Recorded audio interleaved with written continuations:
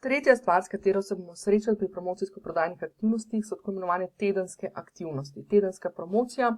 In tukaj, mimogrede, predvsem pozabila povedati, pri dnevni promociji, za tiste, ki ste mečkam bolj, ki vam je blizu marketing in vsa ta terminologija, pri dnevni promociji govorimo tudi o tem, da gradimo lead generation. To se pravi, preko dnevnih objav skušamo, bom rekla, na eni strani graditi blagovno znamko, na drugi strani pa v bistvu pritegniti ljudi, da grejo, v bistvu, da pridejo v ta naš krog, v naš email marketing sistem.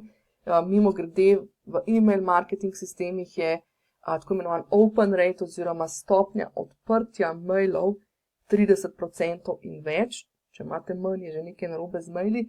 Skratka, 30% in več, medtem ko, to se pravi 30% ljudi, ki je na naši mailing listi, nas dejansko v bistvu, bom rekla, vsaj mečkano preskenira vsake toliko časa. Skratka je fino, da smo ves čas v njihovi, bom rekla, bližini, ker včasih so kakšne stvari, ko se ljudje odločijo tudi šele po letu, 2, 3, da so pripravljeni narediti nek korak na sebi oziroma nek korak naprej, zavisno, kakšno stvar učiš.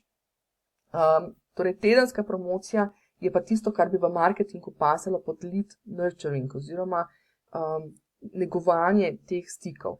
Skratka, ljudje, ki so nam dali kontakte, ljudje, ki so izkazali neko zanimanje, si želijo od nas še nekaj več